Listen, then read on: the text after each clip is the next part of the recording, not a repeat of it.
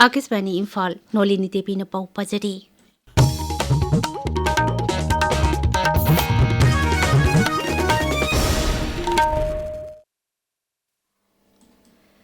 Manipur Commission for Protection of Child Rights MCPCR की chairperson Kaisam Pradeep Kumar हाइरी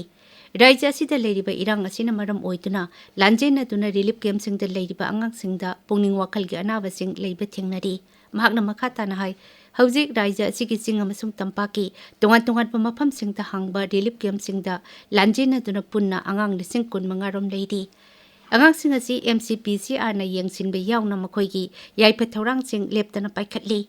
अंगांग सिंग असिदा पुंगनिंग वाखल की अनाबना मरम ओइतुना अंगांग मरी लेखिद्रे असिगुंबा थौदोक सिंग असि थोक्तनबगीदमक मेंटल हेल्थ अमसुंग साइको सोशल क्लिनिक हांगदुना IDP अंगांग सिंग असि खनगतुना मखोइगी पुंगनिंग वाखल की अनाबसिंग लेइब्रा हाइना काउंसिलिंग तौबगी थबक थौरम सिंग चथरी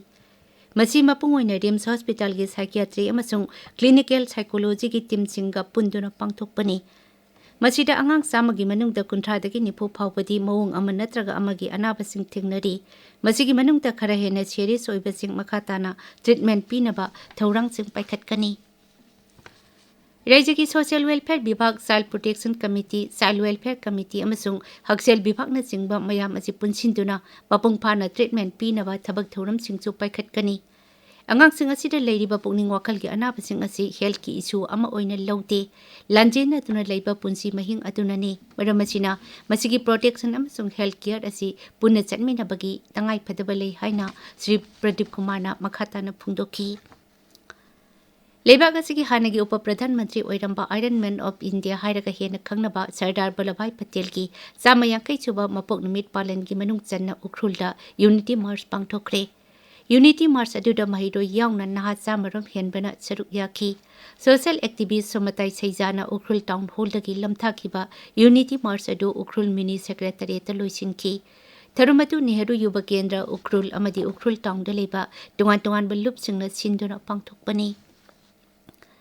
प्रधानमंत्री नरेंद्र मोदी ने हाइरी लेबाग असना टेक्नोलॉजी की कंज्यूमर मतम सांगना ओइररोय हौजिकती लेबाग असना टेक्नोलॉजिकल ट्रांसफॉर्मेशन दा मंजिल थाबा ngamlakli न्यू दिल्ली की भारत मंडपम दा emerging science and technology innovation conclave ESTIC लिसिंगनी कुनमंगा हौदोकलदुना श्री मोदी ने हाई लेबाग असिदा इनोवेशन की मॉडर्न इकोसिस्टम अमा सेमगनबा थिजिन हुमजिनबगी थबकता सरकारना मीटिंग थमली मालिम की ओइना ख्वाइदगी हेना माइ पाकबा डिजिटल पब्लिक इंफ्रास्ट्रक्चर लेबाग असिदा लेइरे हौखिबा सहिदा लेबाग असिबु इनोवेशन हब अमा ओहेनबा लौखिबा वारेप अमदी थौसिल थौरांगसिंग अदु हौजिकती थबकता ओंथोकपा ngamle हौखिबा सही तरा रोम असिदा लेबाग असिगी ओइना रिसर्च अमसुंग डेवलपमेंट की सादिंग असि हानदगी सरुक अनि हेनगटले महंगना हाय लेबाग असिना मालेमगी मनुंगदा अहुमसुबा ख्वाइदगी चावबा स्टार्टअप इकोसिस्टम लेबा ngamle श्री मोदी ने हाय साइंस और टेक्नोलॉजी की दुनिया में बहुत बड़ा दिन है 21वीं सदी के इस समय में बहुत आवश्यकता थी कि इमर्जिंग साइंस टेक्नोलॉजी और इनोवेशन पर मंथन के लिए दुनिया भर के एक्सपर्ट एक साथ जुटे और वो मिलकर के दिशा दिखाएं इसी आवश्यकता ने